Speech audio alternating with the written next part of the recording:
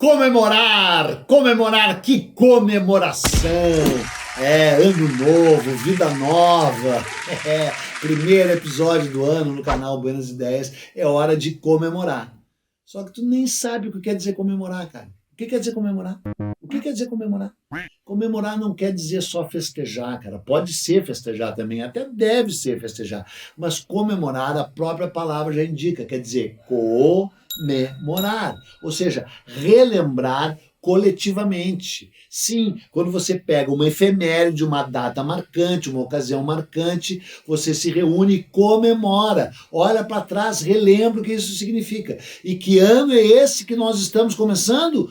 2022 é o ano do bicentenário da independência do Brasil, bicentenário da independência do Brasil. Eles não estão fazendo chongas, só que eles somos nós. Então, cara, a gente não vai comemorar esses 200 anos? A gente vai.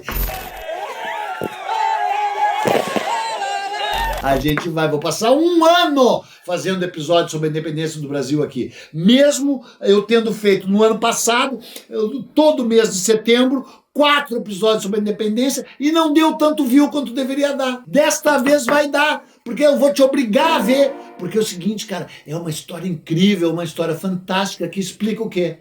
Quem somos, de onde viemos e para onde vamos. E estamos indo para um lugar horroroso. Ainda dá para desviar o caminho, se você prestar atenção no que eu vou te contar. Então vem, vamos dar a largada no ano do bicentenário.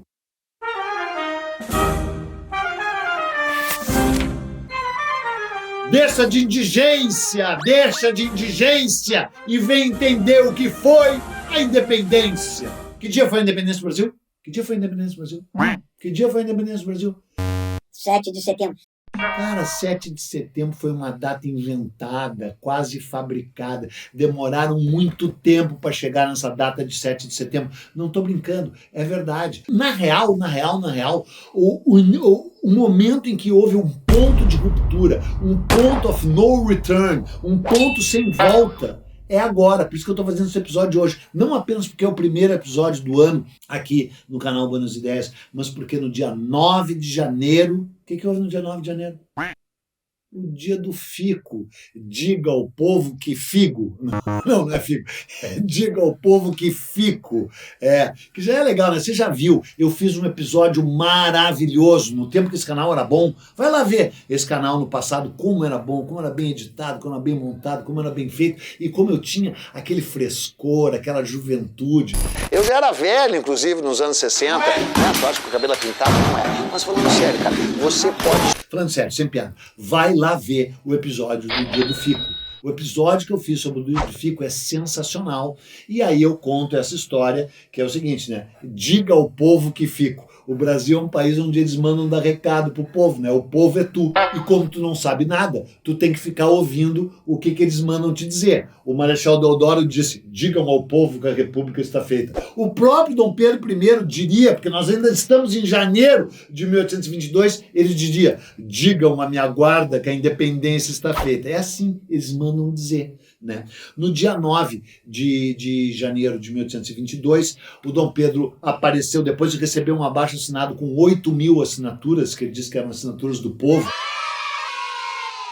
mas que evidentemente eram assinaturas da elite política e da elite econômica e da bancada ruralista do Senado, a bancada ruralista do Senado interessado em que ele permanecesse no Brasil e mantivesse o Brasil como um país escravista, escravocrata. Foi essa grande articulação que ia resultar na independência. Ele recebe esse abaixo-assinado, né, pedindo para ele ficar, e ele vai ao balcão ali no Paço Real, no antigo Palácio dos Vice-Reis, e que ainda existe ali, ou hoje Praça 15, né? Praça 15, que mudou de nome, Praça da República, para acabar com o Paço Imperial, e vai ali naquela varanda, naquela imagem clássica que você já viu e está vendo de novo, animada, agora com uma imersão, e ele vai ali na varanda e diz, se é para o bem de todos e felicidade geral da nação, diga ao povo que fico. Nesse momento, cara, já se estabelece praticamente um caminho sem volta. Entendeu? Eu chamei lá no episódio Revolução Freudiana, é o filho se separando do pai, entendeu? E tudo vai numa sucessão de eventos que você vai dizer que culminam com ele, com um desarranjo intestinal na beira do Riacho Ipiranga, arrancando laços fora e gritando na cena clássica, independência ou morte. Cara, isso aconteceu no meio do nada. Isso aconteceu em São Paulo. Já começa mal que foi em São Paulo, né? Não foi nem na capital, Rio de Janeiro, e foi lá no meio do mato.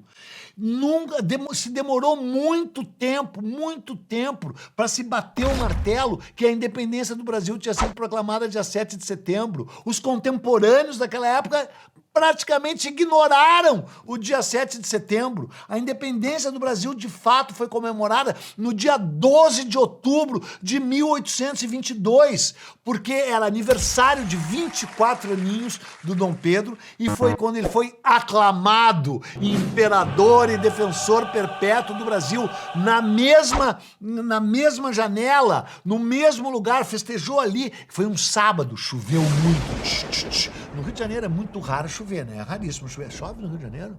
Não, quase nunca.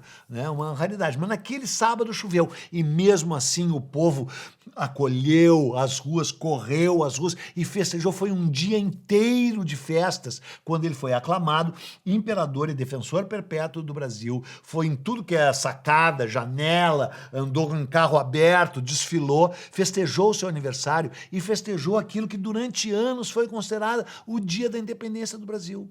Mas teve um outro momento que também foi considerado o dia da independência do Brasil e também não é 7 de setembro. É o dia 1º de dezembro de 1822, naquele ano quando ele foi coroado, a cerimônia da coroação de Dom Pedro I como imperador do Brasil. Dom Pedro I mesmo, é primeiro do Brasil, né? Porque ele é Dom Pedro IV lá em Portugal sempre mais adiantado, né? A data de 7 de setembro surge bem depois numa articulação política de paulistas, dizendo não, foi no 7 de setembro, foi no 7 de setembro. O 7 de setembro é uma fabulação, é uma fabricação, como toda a história está sempre ligada a fabulações e a fabricações. Claro que com base em fatos reais. Aconteceu o 7 de setembro. Só que aconteceu lá no meio do nada. O 7 de setembro é uma invenção, uma data escolhida, uma data pensada e que tem a ver com esse movimento de São Paulo dizer, também participei dessa história toda, porque a história era toda construída no Rio de Janeiro. Mas haveria, caros amigos, ainda outras opções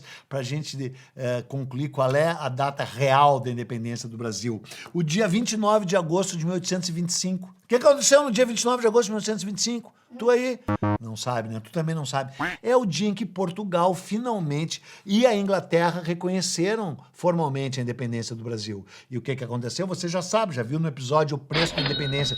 O Brasil teve que assumir a dívida externa que Portugal tinha com a Inglaterra. Uma dívida impagável com o Banco Rothschild e com o Banco Barings. Era impagável. Essa dívida foi jogada no colo e nas costas do Brasil. E só nesse dia que o Brasil fica oficialmente no conjunto das nações reconhecido como um país independente. Agora, se tu, brasileiro, realmente soubesse a tua história, conhecesse a sua história e soubesse o que está por trás da independência, que eu vou passar esse ano inteiro falando, tu saberia que talvez a gente deveria relembrar também duas datas específicas. O dia 12 de novembro de 1823 e o dia 3 de março de 1824. Tu sabe o que aconteceu nesses dias? Tu sabe o que aconteceu? No dia 12 de novembro de 1823, o Dom Pedro I mandou dissolver, mandou invadir a Assembleia Constituinte, onde os deputados constituintes estavam reunidos para fazer a primeira Constituição do Brasil, e mandou as tropas imperiais com as baionetas caladas. Eu não vou perder de novo a piada. Imagina que se as baionetas estivessem falando, né? Com as baionetas caladas, invadiu, destituiu a Assembleia, prendeu a Assembleia Constituinte inteira, mandou vários deles pro exílio, expatriou-os, exilou-os, dentre eles o patriarca da independência, o José Bonifácio, e os irmãos dele foram mandados embora do Brasil, exilados, expulsos do Brasil, cancelada a Assembleia Constituinte, e o Dom Pedro reúne um grupo grupo de 10 amigos dele cria um conselho de Estado e ele e o Chalaça, vai lá ver quem é o Chalaça, já tem um episódio sobre o Chalaça, olha o nome do cara, Chalaça, né? Eles juntos escrevem a primeira Constituição brasileira e a outorgam, não promulgam. Vai descobrir qual é a diferença entre outorgar e promulgar. Promulgar é uma coisa quando um povo inteiro faz uma Constituição, uma carta que vai reger de que jeito ele deve se comportar e o que se espera de uma nação. E outorgada é quando ela é empurrada goela abaixo de ti. E foi empurrada goela abaixo de ti, porque que nem tu hoje, eles também não sabiam nada de nada, entendeu? Então o Brasil já nasce sob o signo do autoritarismo, já nasce sobre um paternalismo autoritário, sem uma decisão consensual de uma Constituição. A Constituição brasileira, no dia 25 de fevereiro de 1824, é uma Constituição que concentra os poderes na mão do Dom Pedro I, que o torna não o defensor perpétuo do Brasil, mas o defensor perpétuo dos seus próprios interesses. Então esse ano, que é o bicentenário, que o tal patético governo Bolsonaro não está articulando nenhuma comemoração, ao contrário das comemorações que eu vou falar aqui durante esse ano, a comemoração de 1872, quando Dom Pedro II, interessado em louvar o próprio pai dele, 50 anos da independência, fez uma celebração. 1922 foi o ano da exposição dos 100 anos da independência que parou o Brasil, que parou o Rio de Janeiro. E em 1972, o ano do Sesc Centenário da Independência, quando eu já era vivo e tive que cantar Sesc Centenário da Independência, potência de amor. sob a égide dos militares do governo do período mais autoritário da ditadura de 64, 1972, que ainda assim teve a decência e a dignidade de comemorar. Trouxeram os restos mortais do Dom Pedro I de volta para o Brasil, eles percorreram o Brasil inteiro, o enterraram do lado da Leopoldina, lá no Monumento do Ipiranga, e agora que é 200 anos, bicentenário, 200 anos, o que será feito, o que será refletido, de que forma nós vamos refletir sobre esse país? Não sei, só que o canal Buenas Ideias estará aqui atento, forte, vigilante, tentando iluminar um pouco dessa tua densa ignorância. Tchau.